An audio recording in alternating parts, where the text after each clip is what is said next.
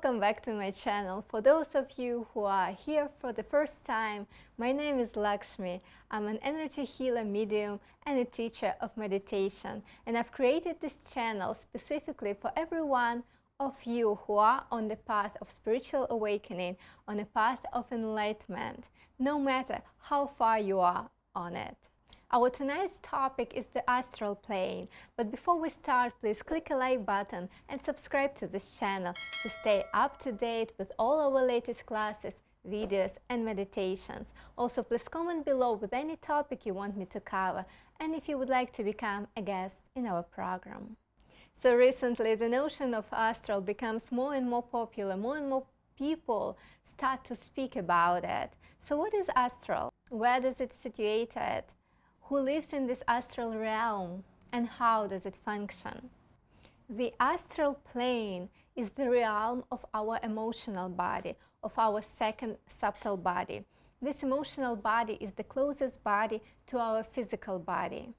So the rules and ways how it functions more or less are similar to our physical world. The second emotional body is born approximately from the age from 7 to 14, our teenage years, the age of much emotional turbulence, where we pick up the emotions from our parents and learn how to behave and how to act and react in our physical world.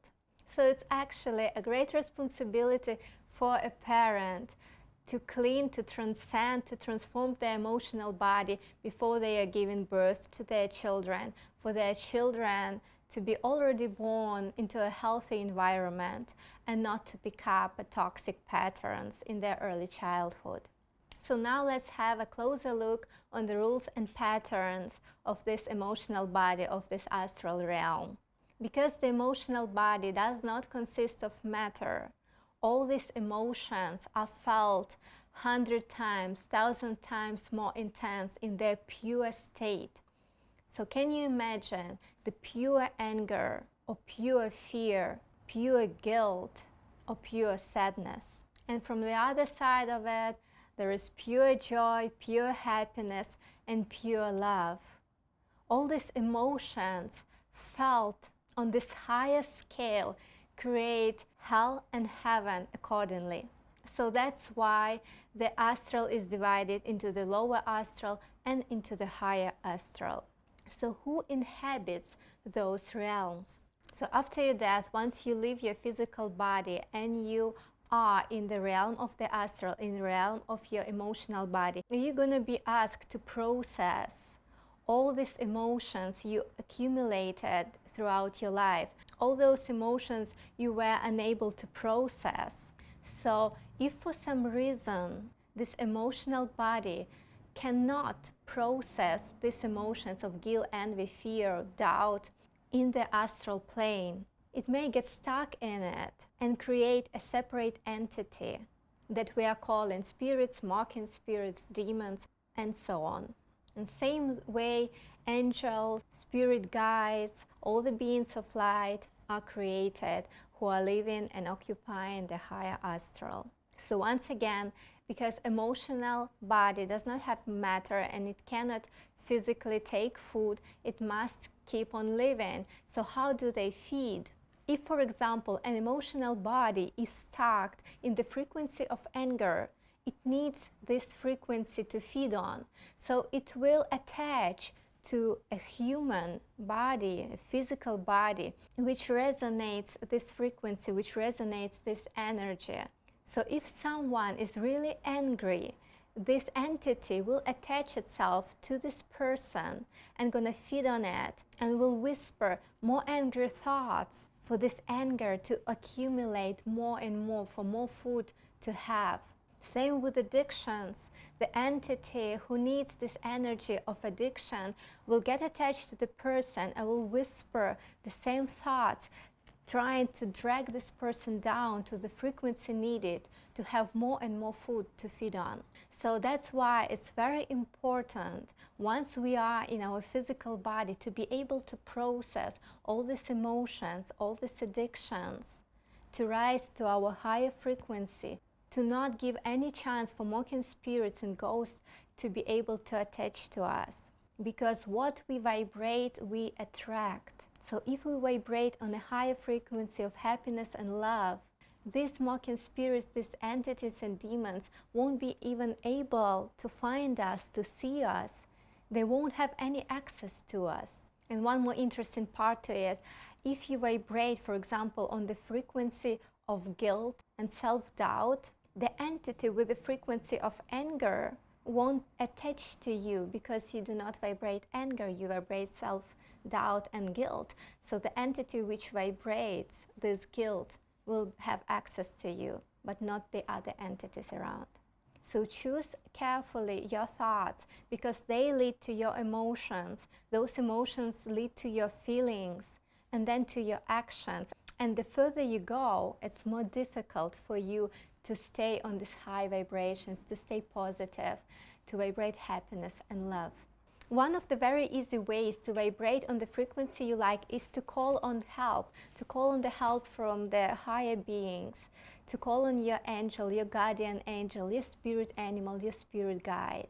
It's very good if you know who your spirit animal is, who your guardian angel is, and connect with them. How do we connect? We call on their name. For example, my guardian angels are Archangel Michael and Archangel Raphael. So for me, it's enough just to sit silently in meditation and keep pronouncing their name, Archangel Michael, and so on, until I feel this energy drawn down to me. Because this works both ways. If you keep repeating the words and thoughts of anger in your head, this is how you keep attracting the demons and the spirits who vibrate on that frequency, that pure anger, that rage, that fury. This all you're attracting into your life.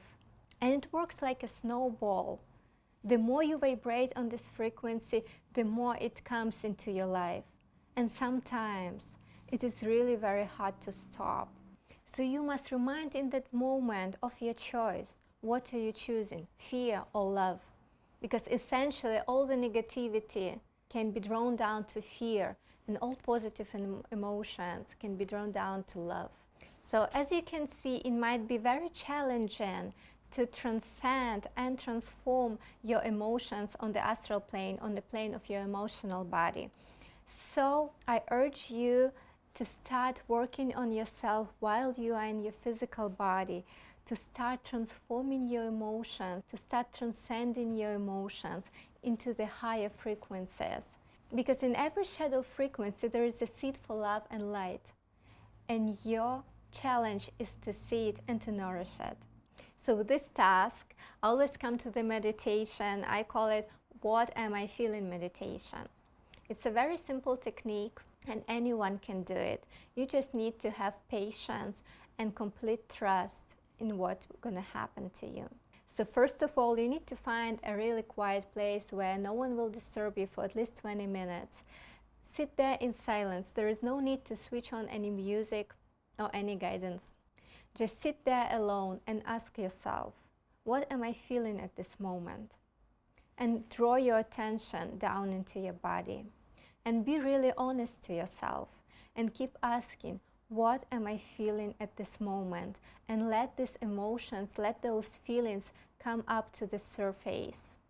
And then put your entire attention on this feeling or on this emotion. Let's, for example, say you found sadness. So put all your awareness, all your attention on this sadness. It might be somewhere in the area of your chest, for example. So in the light of your consciousness, all darkness will be transformed into light. And this is the beautiful process. First look at it, then accept it. Totally accept it, that this feeling have a right to be in your body. And that this feeling has a purpose to be in your body. After you're done with the stage of acceptance, forgive yourself. Forgive yourself for having it. Forgive yourself for not knowing better way.